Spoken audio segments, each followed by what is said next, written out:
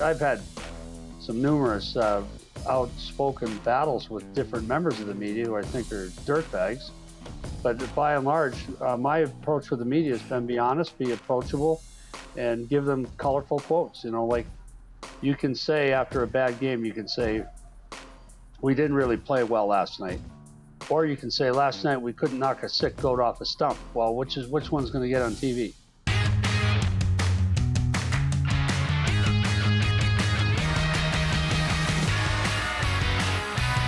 Hey everyone, welcome on into Drinks with Binks. I'm Julie Stewart-Binks. As you know, this is the show that hangs out with some of the coolest people in sports, entertainment, and media over a drink of their choice. And we've had some really cool people on this show. We've been doing it for almost a year from home.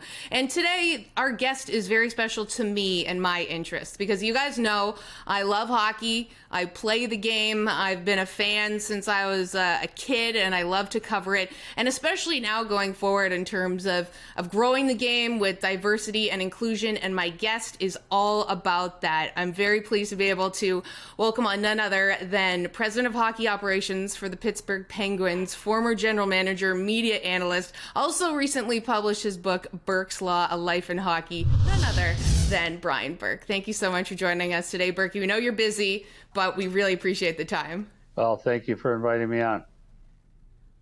Now, of course, on the show, we got the Drinks with Binks. My last name's Stewart-Binks. And what did you decide to choose for us to sip on today, Berkey? I was going to do a Bacardi and Diet Coke, which is my drink of choice. But today, we're going to do a Coors Light out of a Pittsburgh Penguins cup. I love it. And I poured a beer into my Toronto Maple Leafs mug. We also like to cheers and toast on the show. So what are we toasting to today?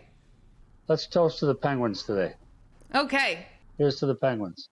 All right. Toast to the Penguins.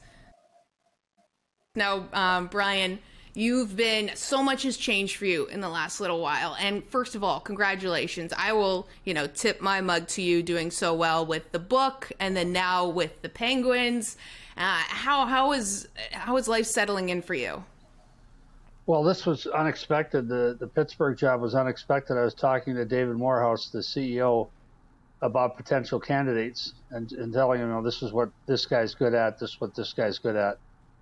And he was talking to Mario, and Mario said, geez, you seem to know a lot about all of these guys. And he said, well, I've been talking to Brian Burke. And Mario said, Berkey, we should be talking to him. And they offered me the job the next day, and it happened very suddenly. I've only had to move mid-season once before. It's hard enough to move in the off-season, which I've done a number of times, but moving in the middle of the season is pretty hectic. So it's been a furious, fast, and crazy first 2 weeks, but it actually drove down here 2 weeks ago yesterday. So found a place to live. I move in at the end of March. Now I got to buy furniture, set up my banking, set up my cell phone, all that stuff. So but it's wonderful too. I'm really excited. When you look at your team right now, you have some of the best players in the world on it, including, I do have to ask, with Sidney Crosby. It's been over 10 years to the day of which he, one of my favorite memories, probably not yours, but won gold for Canada against your Team USA. Have you guys discussed that at all? I've joked with him about it in the past. Obviously, I'm kind of tied at the waist a little bit with Sid because we lost the lottery the year he came into Pittsburgh. I was in Anaheim. We came in second. We drafted Bobby Ryan, who's had a good career. He's a great kid. But I've had 5 players play for me that are in the Hockey Hall of Fame, and I think Sid's the best player I've ever had. So it's an honor to work with him. But yeah, I have in a prior conversation brought that goal up. But we won that team in Vancouver in 2010 was picked to finish 6th, the American team. We won a silver medal. I was so proud of the guys. They overachieved, but we came up just short. We forced overtime in the gold medal game and then just couldn't get it done. Yeah, it's one of the best games ever, really, just to watch as a fan, of course, depending on the outcome. Yada, yada, Canada was just superior that day. But in terms of Sid, he's been producing. He's a world-class player, one of the best that you've ever seen. You also have Malkin, Chris Letang. but there is some criticism in the idea that they're getting older. Is the window closing? What challenges are presented to you in terms of maybe prying that window open and getting the most you can out of these guys? Well, and that's the goal, to see if we can add this year and see how far we can get with the group. Now, yes, the team's getting older. The stars are getting older. But since I've been here, they've all been excellent. Like, there's no drop-off in play. Maybe from 100-point seasons there is, but there's no drop-off from these three, because I put Chris Letang in there too. He's been unbelievable lately. So we think we've got three-star players that are still, maybe they're not in their best producing years, but they're still really good players. And we got to see if we can put something else on the team and see what we can do in the playoffs, if we can make the playoffs, and then see what we can do. That's the goal, without sacrificing futures. We have no first, we have no third, we have no fourth. So we've traded a lot of draft picks. We've got to hang on to the ones we have and then see what we can do. But then also, in a way, on that, because of the year that we're living in with the pandemic, you don't really know, and maybe I'm just speaking, sort of off the cuff, but like with prospects and players coming up that haven't been drafted because of the various leagues and them not operating at the level that they would have before, you would have to think that what you have and what you know, like the devil you know is better than the devil you don't right now. Yeah, and again, it's not being critical of Jimmy. He's got 2 rings, right, from Pittsburgh. He's got 3 rings total, but he's got 2 rings from here. When Jimmy Rutherford buys gas for the rest of his life, he's wearing 2 Pittsburgh rings. So you can't be critical of anything that was done. Like anyone who criticized any of my moves in Anaheim after we won it, I'd be like, hey, I'm wearing a ring. That's the end of the argument. Did we do the right thing? I got 2 rings. So no criticism intended and none meant, but certainly the cupboard is bare or almost bare in terms of prospects and picks, and that's the price of winning cups, and that's the price I'll happily pay coming here. Like, I've never looked at a hill and said that hill's too steep. So we've got some tough decisions. The questions you're asking, Julie, are very fair, and they're right. And so we have to figure that out. But the main thing is we've still got 3 big pieces on the chessboard. Our goaltending has been spectacular so far since I got here. These guys are getting the job done really well. So we got to see if we can add to this group without forfeiting futures, which people say, how do you do that? You have to make some trades probably. But we'll see if we can do it. We'll look at some free agents, and we'll see what we can do. But there are some tough decisions ahead, and there's no question. Ownership gets that. Yes, certainly. And I'm sure that it is a very different situation now in a pandemic where there's a whole other layer added to trying to figure everything out, which I do want to ask you about, but we have to take a quick break. We are here with Brian Burke, President of Hockey Operations for the Pittsburgh Penguins, sipping on Drinks with Binks. We'll be back after this.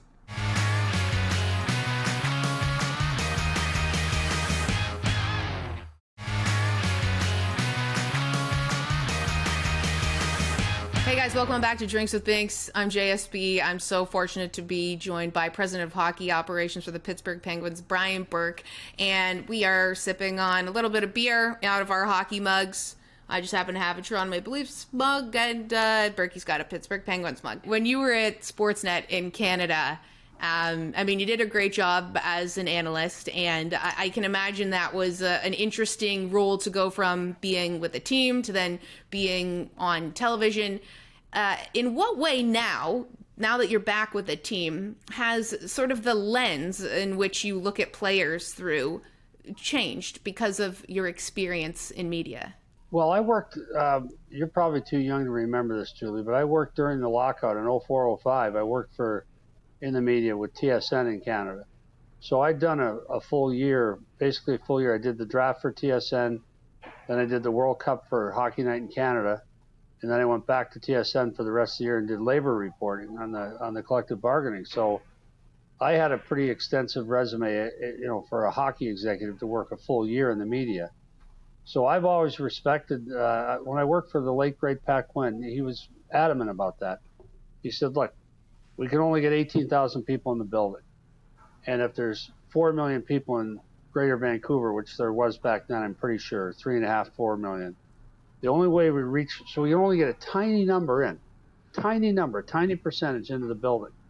The only way we reach the other people is through, if they watch it on TV, listen on radio, read about it in the newspaper, So we have to maximize our media coverage. We have to cooperate with them. So I've had some numerous outspoken battles with different members of the media who I think are dirtbags. But by and large, my approach with the media has been be honest, be approachable, and give them colorful quotes. Like you can say after a bad game, you can say, we didn't really play well last night. Or you can say, last night we couldn't knock a sick goat off a stump. Well, which one's going to get on TV? So I've tried to give them content that they can use that's colorful, that's interesting. And working at Sportsnet was fantastic. What a great place to work. I loved the people I worked for, and I loved the people I worked with. And when you have that combination, you got a pretty special job. So I enjoyed it very much. That is a very interesting approach, and it makes a whole lot of sense. Now, when you look at the people that you worked with, Elliot Friedman, of course, one of them, an insider, does a fantastic job. Maybe how has your view on insiders been influenced by being around them and now being back again on the other side, where their whole job is to get information out of you? Yeah, well, 2 years ago, the NHL does a great thing, and it started when I was doing hockey ops for the league. So they have a long meeting in March where they focus on rule changes, and it's in Florida now every year, and it's the coolest meeting you go to as a GM because you just focus on the rules. So it wasn't my idea. I think it was Mr. Gregory, the late great Jim Gregory, who said, "Why don't we bring in a former GM who's been a GM for 1,000 games and honor him?" So that has become part of that long meeting in March, and it's fantastic. So they brought me down 2 years ago with Neil Smith, and Neil Smith, of course, longtime executive, won a cup with the Rangers in '94, great guy, good friend, and me. And so when I got up, I said, the first bit of advice I have to you guys is shut up. It is unbelievable what Elliot and Chris Johnson get from teams. Information that really shouldn't be part of the public domain at all. But people tell him. It's unbelievable to me like Elliot, last year, Elliot said, "Have you seen the agenda for the Board of Governors meeting?" And I'm like, "No, how would I get that?" He said, "You want to look at it?" He had gotten it, like a half hour after it went out from someone in hockey, someone at the governor level, so a GM or up. And so I said to these guys, you talk too much. Elliot works really hard at it, 365 days a year, 24/7. He's on the phone all the time. So does CJ. Those guys get unbelievable stuff. And you're like, how did you find that out? And of course, they'll never tell you their sources, but they do a really good job. And I think it provides, in Canada at least, people are acutely interested in insider information. Those guys have great followings. And when they come on together and do the insider segment of the hockey night, people tune in and listen. And the stuff they come up with is usually pretty special. Yeah, it really is. I was just saying that I saw on Hockey Night this past weekend. It's stuff around the league with that. But for you specifically, Berkey, how do you feel now? Like if Elliot's like, hey, let me know what's up. Are you just like, hey, nope, not for me? Or you say, no, I know you now. I know the biz. Well, I like Elliot immensely, but I have no intention of helping him get information for his insider segment. So he texted me about something the other day, and I just shut him down. So. He's a great guy. He's a pain in the butt to work with, but he's a great guy. He gave me a nice Christmas. He's a pain in the butt to work with. How come? Oh, Christ. He first off, he can't sit still. So if you watch him, he can't sit in a chair for half an hour and watch hockey. He's on the phone constantly. He's fiddling with his laptop.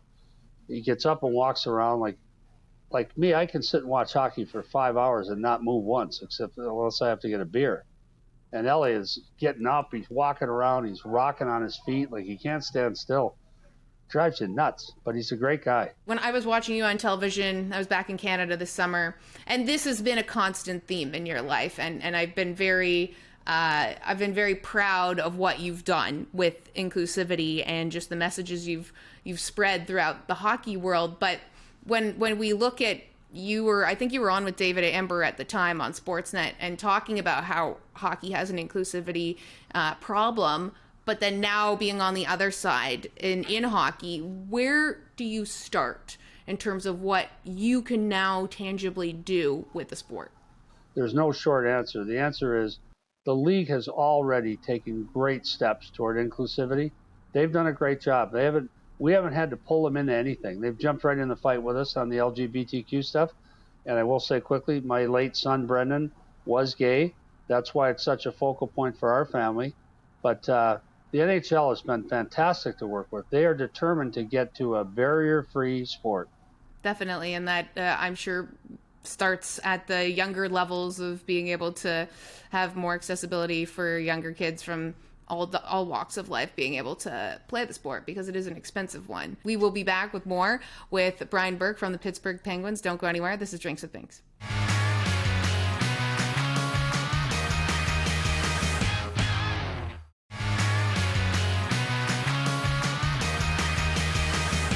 Welcome on back to Drinks with Binks. I'm JSB, and we've got Brian Burke from the Pittsburgh Penguins here with us today. And we were just discussing inclusivity and many different things that need to be changed within the sport to make it more diverse, amongst many other things. But Brian, just from your perspective, from your level in management, what's maybe one thing that you can think about or talk to other people about or do to try to start that? Well, I think we're well down the road. For example, the hiring practices of NHL teams have changed dramatically to be more inclusive. That's a positive step. Broadcast industry has become more inclusive. That's a positive step. So I think we're well down the road. Like, you're too young, Julie. I'm a lot older than you are. And I remember telling my daughters, we were watching Sportsnet the other night, and the host was Carolyn Cameron, and the two commentators were Anthony Stewart and Jennifer Botterill. And I said to my daughters, you would have never seen this when I was a kid. A black man on TV, two women on TV. You would never have seen that when I was a kid. Not in sports, maybe in the news, but not in sports. So I've had the benefit of being in the business for over 40 years, including the agent business. I've seen dramatic change already. We're going the right way. We're not going fast enough and we're not going far enough, but we're going the right way. The biggest problem for me is I think we've made inroads on the hiring side, which is really important. I think where the race issue comes in our sport is, you said this earlier, the game is too expensive. And so this is not, and the game's difficult. So there's no kiss on the first date in hockey. The first time you go out and play, you suck in it, and the ice is hard, and you fall down 50 times, and it's no fun. So you got to go out. And it's not like, you take a 10-year-old girl to an elementary school in the neighborhood and give her a basketball and she shoots 10 free throws. She might only make one, but she's going to make one. And after just a couple hours of dribbling and passing, she has a basic competence where she can enjoy the sport. Same with baseball and football. Kids can throw a football and they don't need a teammate. They don't need equipment. Here, you got to have equipment. You got to get ice. You got to learn to skate, and then you got to learn all the hand skills too. It's the hardest sport in the world to play. And it's one of the most expensive. So we've got to find a way, and that's where the expense is, where it slashes across racial lines, because the cost of the game adversely impacts people who are on the lower end of the economic spectrum. We have got to find a way to make the game more affordable and accessible to people of color and people with lower incomes. When we were kids, we sold soap, right? And we sold candy bars. You'd have to sell seven semi truckloads full of chocolate to pay for one kid. Anthony Stewart, I work with at Sportsnet. He works in youth hockey. $8,000 a year it costs a kid to play for his team. $8,000. Okay, so that's something we got to address. Getting the kids equipment, getting them ice time, which costs $500 an hour in some places now. Getting them ice time enough times. They got to play like 20 times before they have a basic competence where they can enjoy the game. We've got to work on those things. And again, the NHL is well down that road, but we got to do more. It's true. Those are definitely some barriers to entry into the sport. And I think that we've already seen so much of your stamp on the game in terms of inclusivity across the spectrum and what you are still doing right now. And with your book, Burke's Law, A Life in Hockey, I have to ask you about Toronto because I am a Toronto native. What's something the fans of the Leafs couldn't possibly understand about what it's like to be the general manager of the most famous NHL team? Well, it's beyond debate. It's the Vatican. There's no question about it. And I think a I'm honored that I was a GM of the Toronto Maple Leafs. That's something I say to people with great honor. I didn't get the job done there, and they replaced me, but that's fine. I was honored to be a Toronto Maple Leaf and to be a GM of that team. I think if you look in the Toronto Maple Leafs dressing room, it's massive. And people always say, oh, it's really luxurious. It's massive for the media, not massive for the players. I would rather the players be about 10 feet apart so they could make eye contact and talk to one another during games. So after a hockey night game, if you play Montreal on a Saturday night, there'd be 100 people in there. And so when the team isn't playing well, they all pick up a rock. So 20 throw a rock at me, 20 at Coach Ron Wilson, 20 at Phil Kessel, 20 at Dion Phaneuf. There's overwhelming negativity, not because the media is negative or unfair, but because the sheer volume of it. And of course, when I broke in, there was no social media. That's become a major problem for pro teams. But in general, I mean, they got a real good team in Toronto this year. It might be their year. I don't think so. I don't think their D's good enough. But they're going the right way for sure. Ooh, okay. I think what they have to do, in my own opinion, now I work for a team, I should keep my mouth shut, but I said this on the air before I left. I think they've got too much money tied up in forwards, and they can fix that. But they are playing, like I watched them play, was it night before last, I guess it was, and they're playing playoff hockey right now. They played without Austin Matthews, and they look really good. And the one thing for me as a TV guy is, when can you see all 5 players in the shot, right? So you show a shot of the Toronto end, and last year you would have seen 3 guys or 4 guys.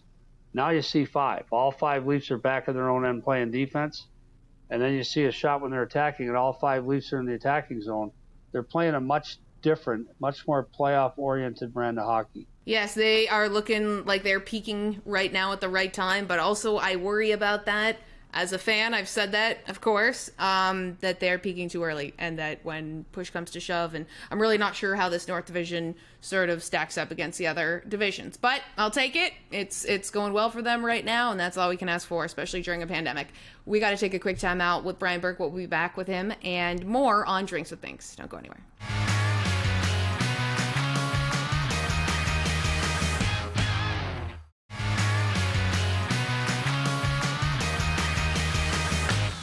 Subscribe on YouTube and follow us on all social media at Fubo Sports. Well, guys, we've had an awesome time drinking and binking here with President of Hockey Operations for the Pittsburgh Penguins, former General Manager, Media Analyst, Brian Burke. So many more questions I'd like to ask you, but we're out of time. Can you tell everyone where we can find your work next? We know that you have your book, Burke's Law. Yeah, you can get the book in Canada on Indigo or Chapters, and I think it's Amazon is the where most people are buying the book in the States. I hope people who buy it enjoy it. That was my main goal, was to give people. I told Stephen Brunn, who wrote the book with me, I wanted people to feel like they were standing next to me, and I think the book does that. So you go through like the deals to get the Sedin twins, the deals to get Pavel Bure out of his contract with Russia. I think people felt like they were standing next to me, and Stephen did a great job. So I hope you enjoy it, and I do have a Twitter account. My daughter Katie handles it for me. I can't touch it, so my kids don't let me near it. But it is my account. It is verified, and those are my tweets. I tell Katie what to write, but she takes care of it for me.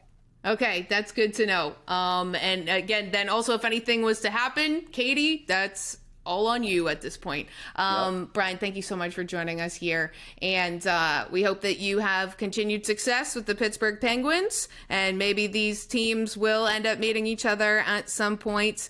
Good luck with the future. And guys, we will see you next time. Make sure you can follow all of our content, see all of other episodes on Fubo, at Fubo Sports on Twitter, Instagram, and YouTube. Until next time, bottoms up, bitches.